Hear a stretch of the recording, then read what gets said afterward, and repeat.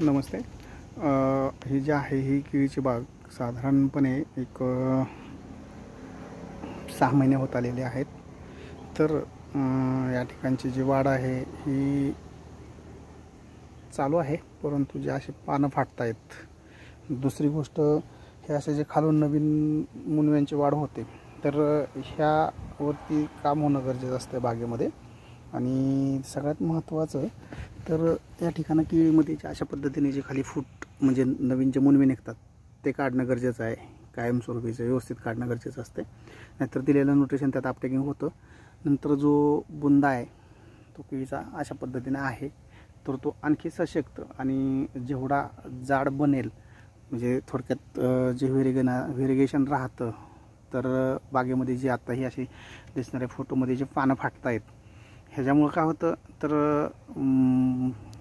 जी झाडांची वाढ आहे ती एकसारखी मिळत नाही आहे. दुसरी गोष्ट कमी जास्त हे पहा, आता ह्या फोटोमध्ये पण काही बुंदे असे वरती गेलेले आहेत, काही असे खाली आहेत.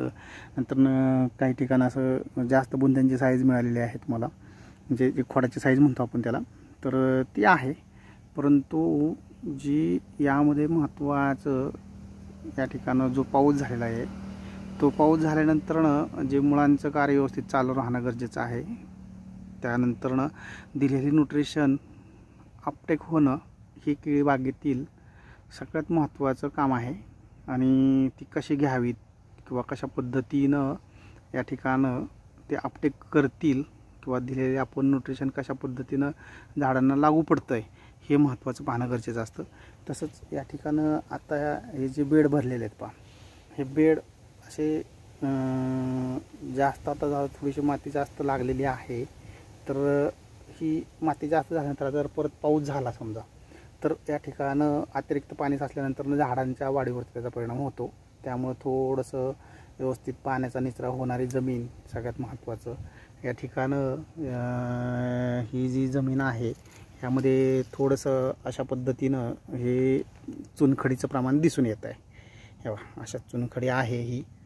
तर ही जी चुनखडी आहे तर ह्या पिकामध्ये थोडासा परिणाम हा होतो.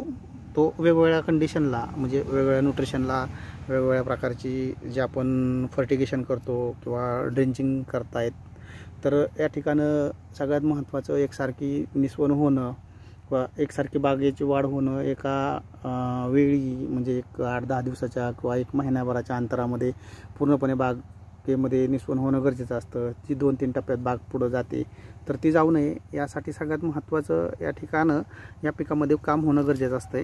तर ते या ठिकाणं पोंगे भरण्याच्या वेगवेगळ्या स्टेजमध्ये म्हणजे एक साधारणपणे 1-2 वेळेस तरी भरावेत किंवा इंटरनल काही डिफिशियन्सी असतील तर त्यावरती एकदा जास्त भरलं तरी चालू शकतं. कारण थोडंसं त्याचा फायदा असा होतो की बाग ही लवकर कीड रोगांना बळी पडत नाही. तसेच पानाची साईज किंवा जी ग्रोथ म्हणतो आपल्याला किंवा जी आपल्याला बुंद्याची साईज पाहिजे ती चांगली मिळते. आणि सगळ्यात महत्त्वाचं या ठिकाणं आत्ता ज्या नवीन लागवडी करणार आहात किंवा ज्या केलेल्या आहेत 1 महिनाभर झाला असेल किंवा 31-35-40 दिवसाच्या बागा झाल्या असतील, अशा बागेमध्ये जर ग्रोथ होत नसेल किंवा पोंगा भरताना काही समस्या निर्माण होत असतील, तर सगळ्यात महत्त्वाचं केळी पीक हे यशस्वी करण्यासाठी त्यांचं न्यूट्रिशन अपटेकिंग कसं होतं आहे, मुळांचे कार्य कसे चालतात. आणि आज मार्केटमध्ये वेगवेगळ्या कंपन्या आहेत, अनेक प्रकारच्या जिनाईंची रोपं उपलब्ध होतात. तर या ठिकाणं कंपनीचं सिलेक्शन हे लय महत्त्वाचं राहतं आहे. कंपनी काय ॲक्च्युली ब्रँडिंगच्या नावाखाली न जाता सगळ्यात महत्त्वाचं त्यांच्याकडून क्वालिटी आणि परिपक्व रोपं जर मिळाली आपल्याला तर केळी बागेमध्ये आपल्याला निश्चित प्रकारे चांगलं उत्पादन मिळू शकतं. परंतु जे आपल्याला टिश्यू कल्चरची रोपं येतात ही साधारणपणे 8 महिन्याच्या वयाची साधारणपणे या ठिकाणं मिळणं गरजेचं असतं. ती कमी जास्त मिळाली तर आपल्याला पुढे वाढ व्यवस्थित न होणं, बागेमध्ये खालीवरपणा जाणून येणं, नंतर बुंद्यांची साईज न मिळणं या अशा समस्या उद्भवतात. आणि त्यावरती आपला बाकी अतिरिक्त खर्च वाढतो, तर तो वाढू नये. त्याचबरोबर या ठिकाणं आपल्याला ज्या काही गोष्टी या बागेचं नियोजन करताना आपल्याला एक्सपोर्टचं जर नियोजन करायचं असेल तर या ठिकाणं डमडेरे ॲग्रो सोल्युशन.1 या यूट्यूब चॅनलवर जाऊन आपण गारपीटग्रस्त असलेल्या 2 महिने वयाच्या बागेमधून एकरी 40 टन ॲव्हरेज उत्पादन काढून दिलेला आहे. तो व्हिडिओ पाहू शकता. इतरही ॲग्रिकल्चर कन्सल्टन्सीच्या मार्फत, तो डमडेरे ॲग्रिकल्चर कन्सल्टन्सीच्या मार्फत जे काय मार्गदर्शन केलं जात आहे, तर त्यावरती सुद्धा तुम्ही वेगवेगळ्या पिकांमध्ये जे काम केलं जातं आहे, तर या ठिकाणं पिकाच्या गरजेनुसार जे आवश्यक आहे तेच न्यूट्रिशन कसं द्यावं, अतिरिक्त खर्च टाळावा. त्याचबरोबर सगळ्यात महत्त्वाचं म्हणजे या ठिकाणं जमिनीच्या प्रकारानुसार लागवडीचं अंतर कसं ठेवावं, लागवड करताना काय काळजी घ्यावी, कशा पद्धतीनं या ठिकाणं रोपांची मर होणार नाही आहे याची काळजी घेणं गरजेचं असतं, किंवा डम्पिंग होतात रोपं, तर त्यावरती काम होणं गरजेचं आहे. ते केलं तर आपल्याला केळी बागेतून चांगलं उत्पादन निश्चित मिळू शकतं. तर हे सर्व सांगतो आहे. आणि या ठिकाणं जे काही आपलं हे शेड्यूल असते, म्हणजे कोणत्याही प्रकारच्या पिकामध्ये प्रिंटेड शेड्यूल वापरू नये. याचं कारण एकच की बाबा पाऊस होतो, कधी पाण्याचा ताण जाणवतो, कधी काय होतं, परंतु खरंच आपल्याला त्या प्रॉडक्टची गरज आहे का? एखाद्या XYZ प्रॉडक्ट जे असेल तर त्या बागेमध्ये त्याची त्या टायमिंगला गरज आहे का? फक्त ते शेड्यूल असते हे वेगळ्या हेतूसाठी असते. परंतु शेतकऱ्याचा जो खर्च वाढतो, शेतकऱ्यांना केळी बागेमध्ये ज्या काही समस्या उद्भवतात ह्या वेगवेगळ्या असतात. यंदाच्या ज्या समस्या आहेत, काही ठिकाणी गारपीट झाली, त्यानंतर त्या बागांचं नुकसान झालं. त्याचबरोबर आत्ता ज्या नवीन बागा आहेत, तर साधारणपणे या स्टेजच्या 5-6 महिन्याच्या ॲव्हरेज लाईफ असणाऱ्या, त्यांच्यामध्ये आता इथून पुढं जो वेगवेगळ्या प्रकारच्या रोग आणि किडींचा प्रादुर्भाव दिसून येतो, तर ते नियंत्रण करण्यासाठी खरंच शेड्यूलप्रमाणे जाणं गरजेचं असते का? तर मुळात नाही आहे. कारण जोपर्यंत तुम्हाला ते रोग किडींचा प्रादुर्भाव लक्षात येत नाही आहे, किंवा बाबा आपल्याला मार्केटमध्ये स्टँडर्डाईज किंवा स्पेसिफिक जे औषधं सजेस्ट केले जातात त्याहीपेक्षा महत्त्वाचं सगळ्यात की बाबा आपल्याला रिझल्ट देणारी आणि आपल्या भागामध्ये उपलब्ध होणारी औषधं ही जर आपण वापरली आणि कमीत कमी त्या पिकाला लागणारं जे न्यूट्रिशन आहे हे व्यवस्थित केलं, तर आपले खर्च कमी होतात आणि या ठिकाणी आपल्याला केळी बागेतून चांगलं उत्पादन घेता येऊ शकतं. तर यासाठी निश्चित संपर्क करू शकता केळी बागायतदारांनो. आणि यासाठी संपर्क नंबर आहे 73 97 86 97 97.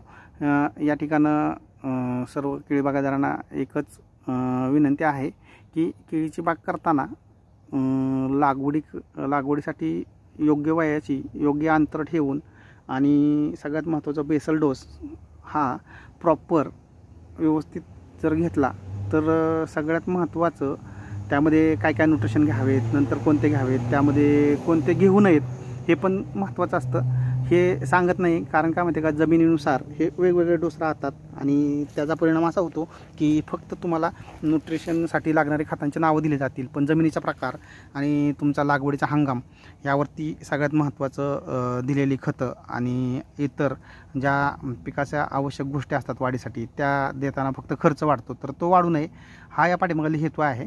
खतं तर बऱ्यापैकी आपल्याला जमिनीच्या प्रकारानुसारच सिलेक्ट करावी लागतात आणि त्यात उदाहरणार्थ म्हणजे कसं 12-61 आणि मॅग्नेशियम सल्फेट